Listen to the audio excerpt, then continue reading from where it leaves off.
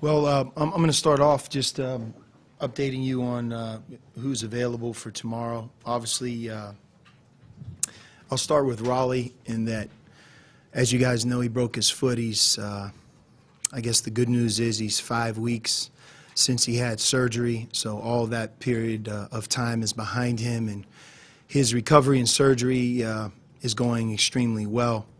You know, we anticipate at some point in December that he will return. When that is, I think that remains to be seen based on how he'll respond to the continued next phase of his rehab. Parker also sustained an ankle injury. It wasn't nearly as bad as his high ankle sprain last year, but it happened last week, and he will not play tomorrow because of that reason. But we anticipate that he'll be available in our second exhibition game and should be 100% and ready to go for our season opener, assuming that he has no setbacks. But he doesn't have one of those sprains like he had a year ago where it was high and he was inactive, I think, for, 4 or 6 weeks. This is more of a 7 to 10 day injury. And Dylan Smith will not play in both exhibition games and our season opener for a violation of team rules. But other than those three, everybody else will be available. And you know, we've practiced 22 times.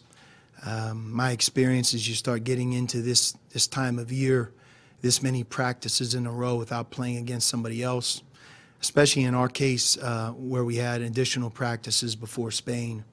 And then although we played 2 teams in Spain, you know, those games weren't very competitive. I think our guys are itching, like a lot of college teams, just to play a game and play against somebody else, get back out there in front of our crowd. So we look forward to being able to do that on Wednesday night.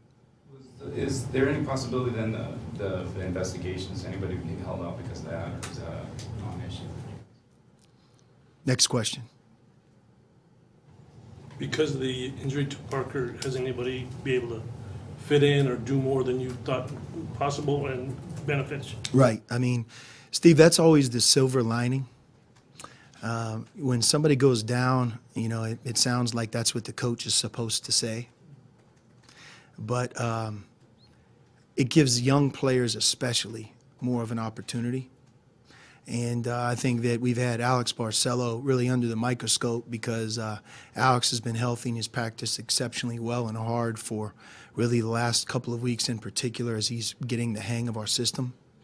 And he's had more of an opportunity. So his development in some ways is sped up because you're asking him almost to do more on a daily basis. Same thing for Alonzo because, you know, Alonzo knows our system as well as anybody, but we've shifted him to playing the point guard more because, you know, you need 2 point guards to play in practice.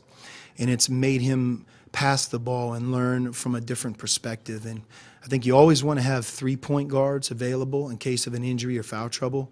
And so it's strengthened that depth of that position because you know, Alonzo is that guy. He's like the 3rd point guard, somebody who can certainly play that position. So both of those guys have gotten more time, like you said, because of Parker's absence. But I don't look at Parker's absence. He might even do half practice today, so he's about ready to return. I think part of us not playing him tomorrow night is it's just an unnecessary risk based on where he is with his recovery, especially at this time of year. Does that mean Acott, you'll be experimenting him at point guard tomorrow night?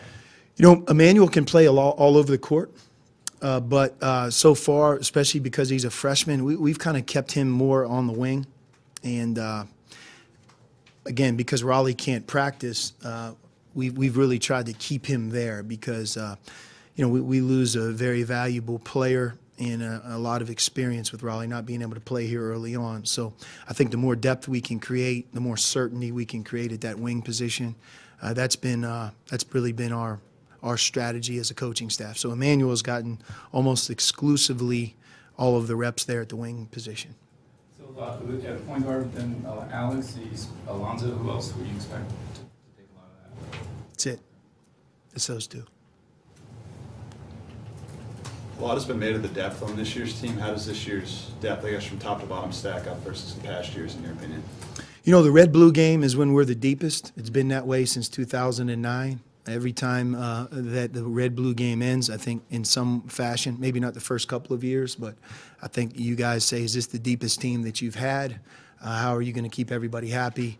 And usually about 5 to 7 days after the red-blue game, you start to count them up and say, man, hopefully they have enough guys available, because inevitably injuries are a part of this. And then when you throw in the foul problems that occur in the course of a game, you know, you can never have enough depth.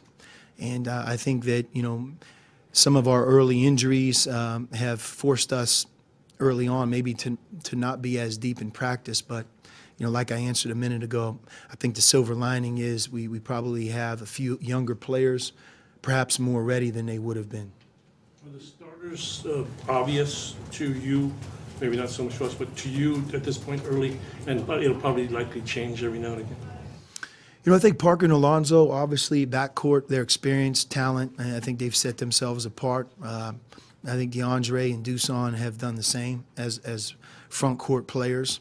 You know, the third spot could go a number of different ways. You know, Dylan Smith, although he's not able to play here in these first 2 exhibition games in our season opener, he's quietly put together a really good stretch of practice. I'd say in the 22 days, you know, he's right now one of our top 7 players based on performance every day. And there's always an advantage early on for those that have played a season before, or in his case, practiced all of last year. You think about who he's practiced against, all the different things that he's learned a year ago. That's to his advantage early on. And, you know, Dylan can shoot the ball. He's got good size. He can do a lot of different things. So he's very competitive at the wing position. But we love Brandon Randolph. I think we love Emmanuel Acott. I think Dylan has, like I said, quietly, because when you're not a part of the recruiting class that's a freshman right now, sometimes you're overlooked as a transfer. TJ was overlooked when he transferred. But performance, that means the most, and I think between those 3 guys, it'll be interesting to see how it plays out. That wing spot you talk about seems so loaded. I mean, probably the most loaded since you've been here in terms of talent and versatility. Would you agree? With Raleigh available, and you know, when he gets back, certainly I think you can make that case. And you know, the thing that I think I have to be careful about, just in terms of describing Raleigh's comeback, is, you know, if there's good news in all of this, a lot of his recovery time has happened prior to the beginning of the season starting games. But it's not as if he's out there practicing, and it's not as if he right now is even running. So when he does return, we have to be careful, number one, to put him at the best position to be successful. And then I think that it'll take some time for him to return to form.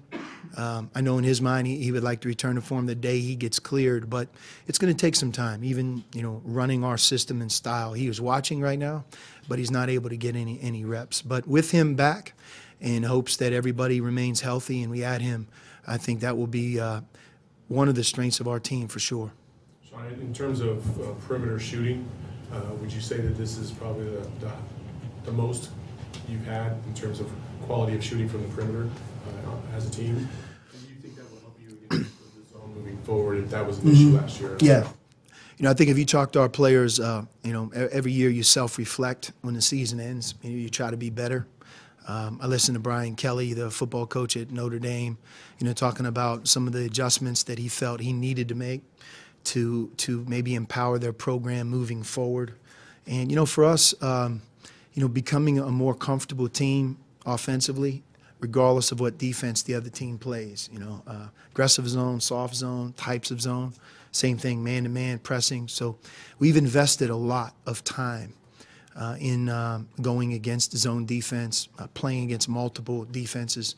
In the past, we've just built our own system, which, as you know, is man-to-man on defense, and because of that, you know, you build your man-to-man offense. So I think we're a little bit more diverse in our approach, and so that's number one. And then, you know, number two, I do think that we have a lot of different guys that can shoot the basketball. One thing you'll see with DeAndre, and you might have seen it in the red-blue, he's the furthest thing from a raw low-post player. He's very skilled, and he can pass the ball. He's got a great mind, great feel for the game, and, you know, he surprises me every day with how well he shoots. You know, whether it's his free throw, 17-foot shots, and usually when he takes a three, it's a really good three, and he shoots a very good percentage. So I would say even adding him into the mix, I do think we have a number of different players that can shoot. I could be wrong, but last year I think you opened it up the offense a smidge or two compared to your past years. Could you see yourself doing it even more, Lorenzo, maybe being influenced, and the athletes you have?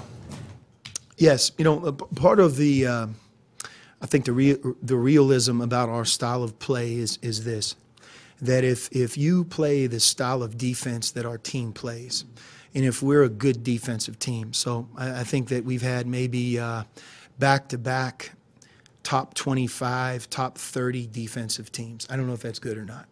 I would love for it to be better, but I think if you look at it, we're probably one of the better defensive teams in the Pac-12 in those 2 seasons, and also maybe top 30 in the country. If you go a couple years earlier, we were top 5 on defense. But if you look at the tempo and the style, sometimes the harder you are to score against, the more deliberate the other team is. They can't get a good shot. It slows the tempo down no matter if you want to or not. Now, if we're trapping, if we're pressing, if we're denying everywhere, and teams are shooting quick shots, it may reflect that we play a faster pace, but really it's almost like a negative towards your own defense, if that makes sense. So, for us, we want to push it on makes and misses. We want to have tempo. You're right. I think that I rely a lot on Lorenzo, on his mindset, what he sees, the things maybe that he has done to put his team in a position to be a running team. But our defense isn't going to change. We believe in it. And because of that, I don't think we'll ever be known as like the ultra, shoot very, very quick, because the other team many times is deliberate against our defense. A couple times in the Red Blue game, you guys went zone a couple times. Was that planned, or do you plan on playing a little bit of zone throughout the season as well? We do. We've worked on it, but a part of that is to work on your zone offense. You have to be able to play zone, so that would be an example of maybe something we haven't done in the past, but we did this year because of our commitment towards being able to execute, be more comfortable against a variety of different defenses. And it's not just zone. It's, sometimes teams, they really do a great job of trapping the low post. If you look at our team with Dusan and DeAndre, that's something that we want to give our players a feel for right now, because I could certainly see teams wanting to do that, especially if they're smaller. How do you keep the team from getting distracted from the findings of the investigation as the year presses on? We're right now totally committed to having the best season that we can have, and we're working on it every day. Do you see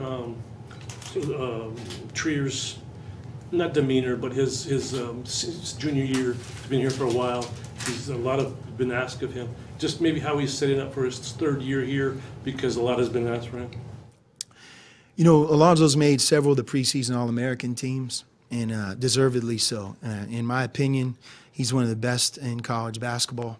He's proven it by his experience on, number one, making several USA teams, and then, winning gold medals as a member of those teams. If you look at his 2 years here at Arizona, number one, he missed almost half of our Pac-12 regular season as a freshman. He broke his hand. But yet he was on the all-freshman team. I don't vote for him. The other coaches do. So I think that says a lot about how they feel about him as a player. And came back for a sophomore year. Obviously, you guys know he missed quite a few games at the beginning, yet he was the MVP of the Pac-12 tournament. He was a first-team all-Pac-12 performer, became our second or leading scorer with Lowry. So, for us, we have our fingers crossed that he has an opportunity to have maybe a start-to-finish year where he's healthy, where he hasn't missed a practice, where he's learning multiple positions, because I haven't been around too many young people that love the game of basketball more than him, that invest in the summer at a higher level than he does. He wants to be great. He's willing to put in the work, and he's added to his game. He's always been wired to score, but he can pass the ball better. He's more of a natural leader. I think he understands the importance of talking. Defensively, I've challenged him almost every day that he's been here, and he's better. He's improved. He's a more consistent defensive player, and I think that's one question that I would ask me if I were you guys, and that is, who's going to be your defensive stopper? Last 2 years, you had Kadeem Allen, And I mean, you could put a video together of Kadeem playing defense last year, and there'd be a ton of coaches that would love to show their players his commitment, his effort, his intelligence, all the different things he did on defense. So, we don't really have that one player. We're doing it more by committee, and I believe that Emmanuel Acott is someone that might be able to fill those shoes because he's very talented as a defensive player, and he's got great size. A lot like Kadeem, 6'2", but he had such long arms that he really was taller than 6'2". Emmanuel's the same way. He's a long, rangy 6'6". And if one more with Trier, how different of a player is he with the ball compared to not with the ball, if in fact he might play some point? One of the parts you try to get across to scorers like Alonzo is, just sometimes when you're the point guard, is the ball movement is so important. It really starts with your point guard. Parker does that exceptionally well. The ball just gets out of his hands, whether it be in transition or throwing it to the post. Sometimes he just makes the quick pass. If you're a scorer, you tend to want to keep it, and that works better when you're the scorer. But when you're actually the point guard, what it does is it just stops the action. So Alonzo's learned. He never fights coaching. Basketball is a game that, you don't just get great all of a sudden. It's incrementally. And if you judged him on when he came here and who he is now, he's a lot better. He's a lot smarter of a player. And that will show through when you watch him play, in real games. Not that it matters a whole lot at this point. Do you have a starting line in mind? Right now, I think we have 4 starters, DeAndre and Dusan. And that's pretty clear cut. And, Parker, if he were healthy, obviously Alonzo. But with Parker not being healthy, Dylan Smith not being available, obviously Raleigh being injured, I think we could go a number of different ways. And we haven't quite come to, a decision on that right now. I mean, it seems like you have a lot of room for experimentation. This opponent's not nearly as good as Sundays. And what do you look for, and is that part of it, to kind of see what you got there with those guys remaining, or anything else unique to tomorrow that you're looking for? Yeah, I mean, first of all, the way you get better in a game like tomorrow is, you play it like a regular season game. You play it to win. Seattle Pacific beat us a while back. Feels like yesterday, but it wasn't like we said that's okay. We needed that. No, we really tried to win. They were actually better than us.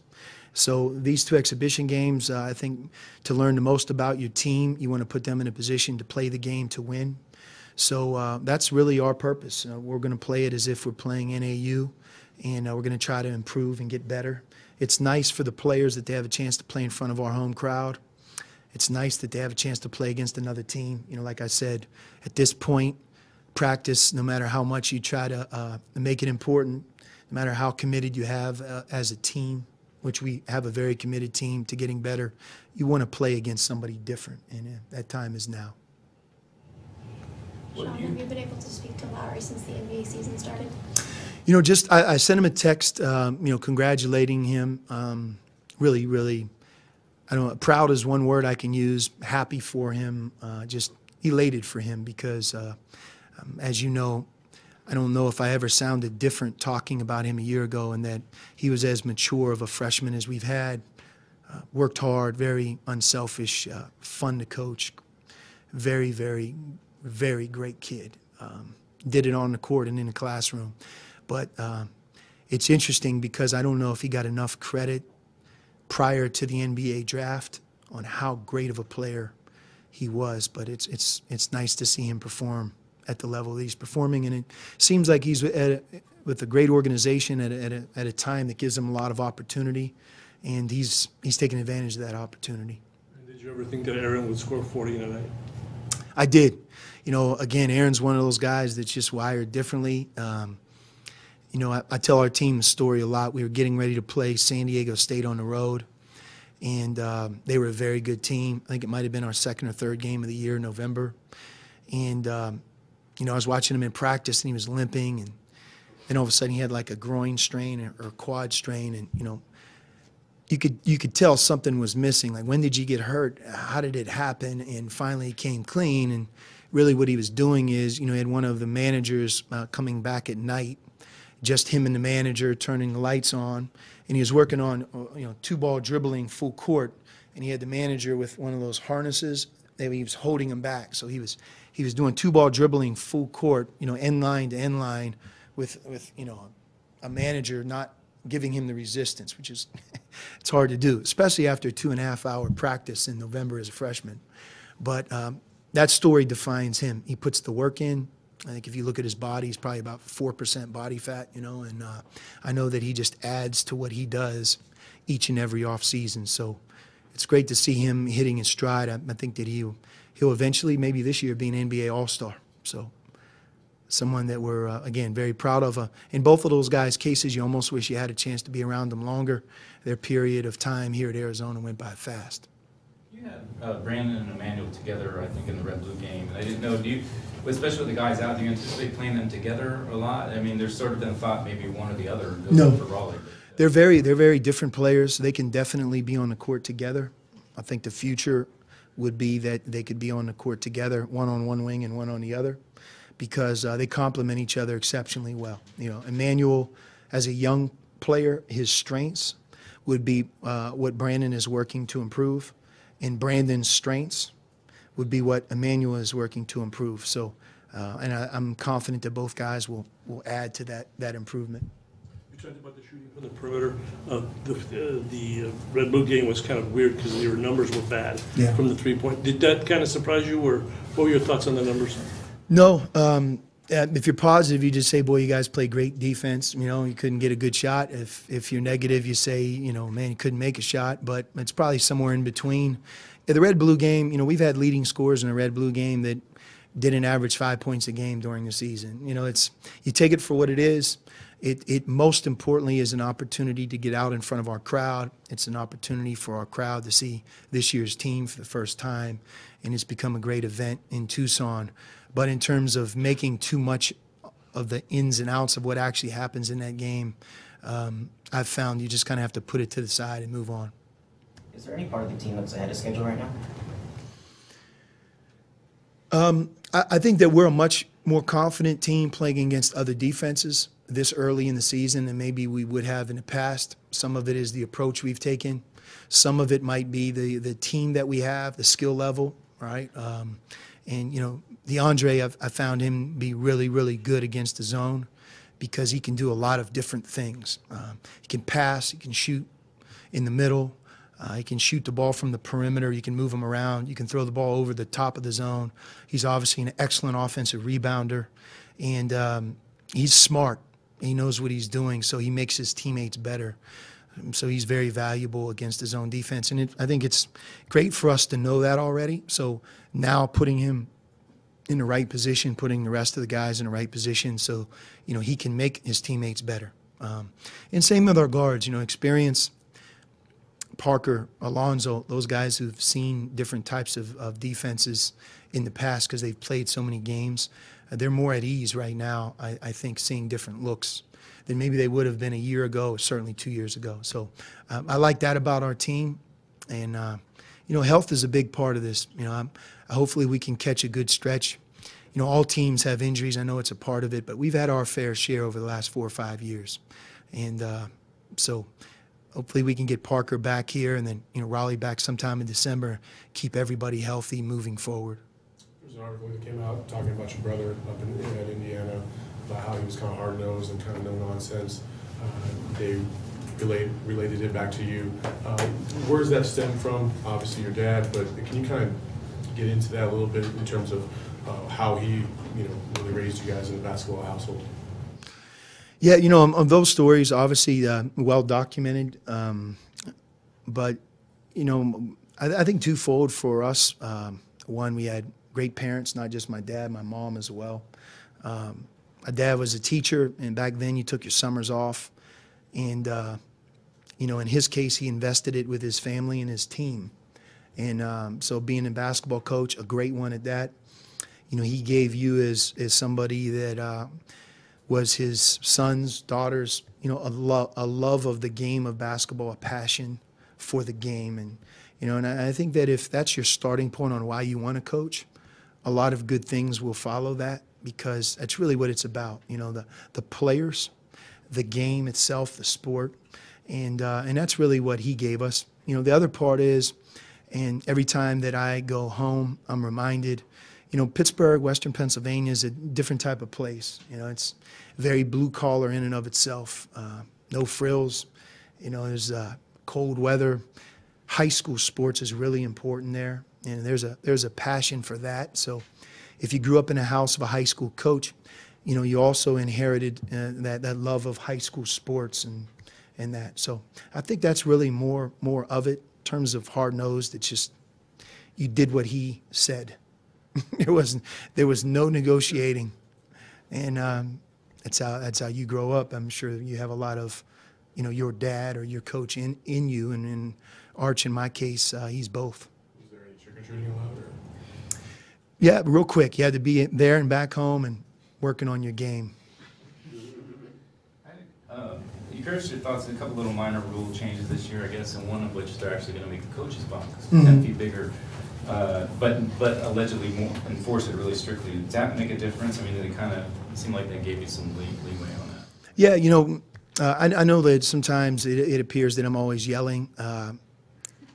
That rule actually will help me quite a bit, and the reason is to communicate with your point guard and your team. If you're that type of coach away from your bench, you have to project your voice. You know, sometimes it looks like you're yelling at someone. Really, you're just trying to get them to hear you, especially on the road. The fact that they've extended the box, it allows that part of the game to be much easier, and I believe that's their intention and reason for doing it. And but I don't think that, you know, me being that much closer to the other baseline is going to get me more technicals or whatever, or leaving the box. I mean, your style is your style. So that communication aspect is, I think, a really good, healthy rule. It'll help everybody, but especially the coaches.